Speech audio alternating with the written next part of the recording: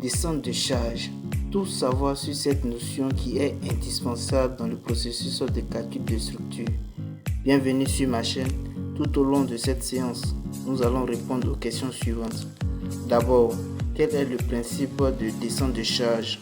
Ensuite, comment définir le système porteur d'une structure béton armée? Et enfin, comment se fait la composition et la répartition des charges? Avant de rentrer dans le vif du sujet, veuillez vous abonner si ce n'est pas encore fait. Commençons par le principe de descente de charge. Définition. Une descente de charge, c'est le principe de distribuer les charges sur les différents éléments qui composent la structure d'un bâtiment. Une structure est soumise à des charges gravitationnelles. Le cheminement des efforts s'effectue naturellement du niveau le plus haut, la toiture, vers le niveau le plus bas, les fondations. Les objectifs. La descente de charge a pour objectif d'étudier le transfert des charges, la répartition et le cheminement dans la structure depuis le haut jusqu'aux fondations.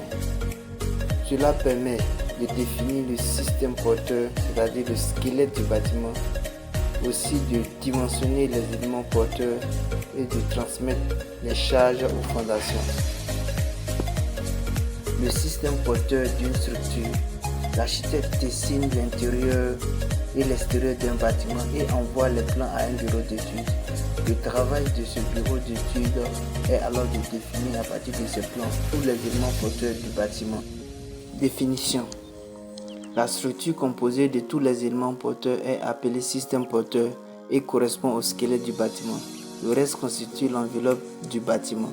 Le système porteur sert à assurer la solidité de l'ouvrage par rapport au séisme, au vent, sans surhomme, sans déformation excessive. Le système porteur sert aussi à transmettre les charges aux fondations.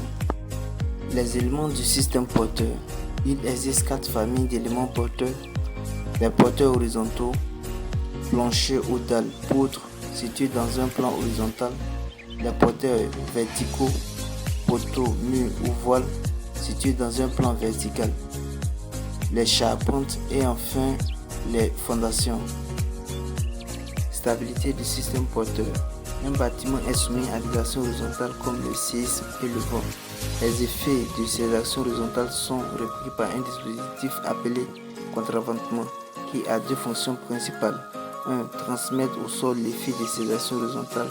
2. Limiter les déformations d'ensemble de la structure. Dans le cas d'un bâtiment courant en béton armé, les voiles, les planchers, les cages d'escalier et d'ascenseur jouent le rôle de contreventement. Dans le cas d'un bâtiment en acier ou en bois, il faut penser à placer les contreventements dans les 3 plans perpendiculaires au bâtiment.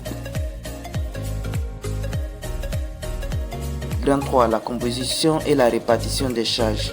Il est important avant de faire une descente de charge de connaître la structure niveau par niveau avec le sens de la portée, la nature et les caractéristiques des éléments de la structure, le type d'utilisation des pièces, le lieu où va se construire le bâtiment.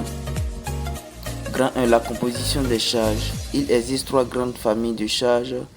Les charges permanentes, symbole général G, les charges variables, symbole général Q et les charges accidentelles, symbole général FA. Grand A. Les charges permanentes. On les appelle ainsi car ce sont des charges fixes qui imposent en permanence des efforts sur la construction. Elles comprennent le poids propre de la structure, le poids des éléments non porteurs tels que le poids des cloisons, revêtement du sol, poids des machines, etc. Il y a aussi les poussées de terre sur les murs enterrés ou les pressions interstitielles.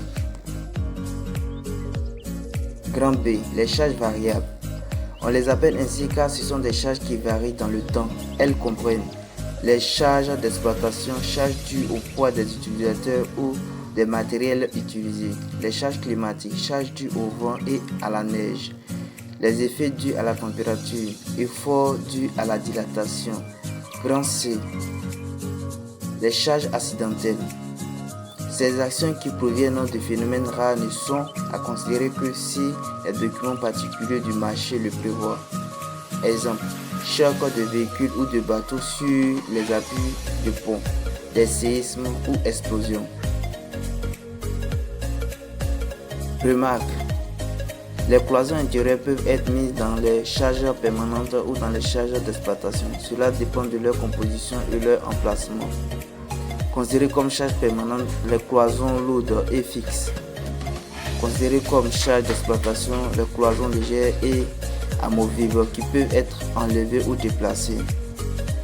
Règlements et documents techniques pour le calcul des charges permanentes et charges d'exploitation. On utilisera la norme NFP 06004 pour les charges permanentes et la norme NFP 06001 pour les charges d'exploitation. 2. La répartition des charges. Acheminement des charges. Le circuit d'écoulement des charges est le suivant. La dalle transmet sa charge aux poutres et les poutres transmettent leur charge au poteau. Nous avons un deuxième schéma où la dalle transmet sa charge directement au poteau ou au voile. Et les poteaux transmettent leur charge à la fondation. Pareil pour le voile. Et les ouvrages en fondation à leur tour transmettent leur charge directement au sol. Les charges appliquées à un élément porteur sont transmises aux éléments porteurs sur lesquels ils s'appuient en tenant compte de la zone d'influence. B. Zone d'influence. C'est la zone de captage des actions verticales sur les sections horizontales des porteurs. A. La dalle. Notation LX désigne la largeur de la dalle, LY désigne la longueur de la dalle avec LX inférieur ou égal à LY, comme l'indique le schéma. Si LX sur LY est inférieur ou égal à 0,4, alors la dalle porte dans un seul sens, dans le sens de la grande portée suivant LY. Si LX sur LY est supérieur à 0,40, alors la dalle porte dans les deux sens, suivant LX et LY. On définit sur la dalle une surface de 1 m² sur laquelle on évalue les charges. B. Les poutres. Elles sont les supports directs des dalles. Ainsi, pour chaque poutre, il convient de définir la surface de dalle supportée.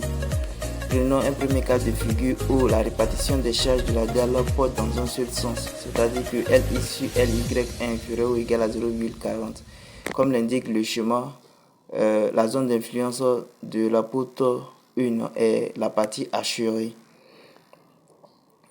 Du fait que la dalle porte dans un seul sens, on admet que la poutre 1 supporte la moitié des charges permanentes de la dalle, la moitié des charges d'exploitation de la dalle et la poutre 1 supporte son propre poids.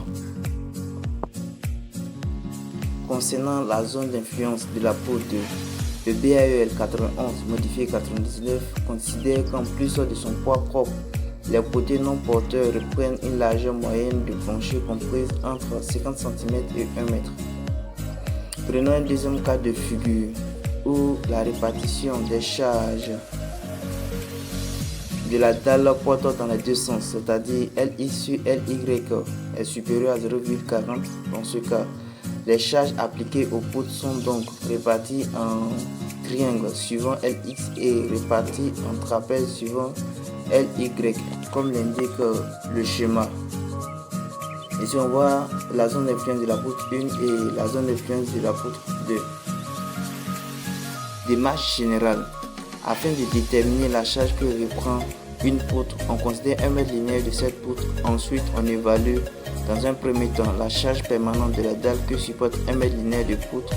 Ensuite, la charge d'exploitation que supporte 1 mètre linéaire de poutre. Et enfin, son poids propre sur 1 mètre linéaire. Ces poteaux.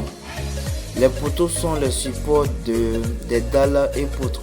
De ce fait, pour un chargement donné, il convient de définir la surface de dalle, les longueurs de poutres supportées par le poteau. Donc, dans le premier cas, ici, nous avons un poteau d'angle. Donc, on a déjà défini la zone d'influence, c'est-à-dire la surface de la dalle, et aussi délimiter les longueurs de poutres supportées par le poteau. Dans le deuxième cas, nous avons un poteau central, donc qui supporte déjà 4 planchers et aussi 4 poutres. Dans le chargement ci-dessus, on suppose que le poteau P1 supporte son propre poids, la moitié du poids propre de la poutre 1, la moitié du poids propre de la poutre 2, la portion de dalle, zone hachurée comprise entre ces deux poutres. De manière générale, il convient de déterminer séparément les charges permanentes G et des charges d'exploitation Q. On supposera que le poteau supporte son propre poids, la moitié du poids de toutes les poutres qui reposent sur lui, la charge permanente de cette portion de dalle, la charge d'exploitation de cette portion de dalle.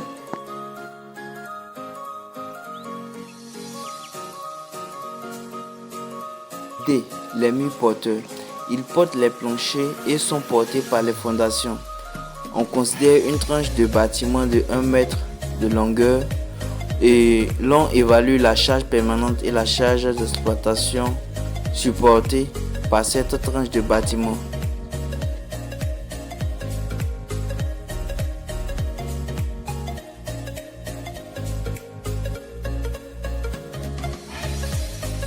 Merci d'avoir regardé jusqu'à la fin. On se dit à bientôt dans une nouvelle vidéo.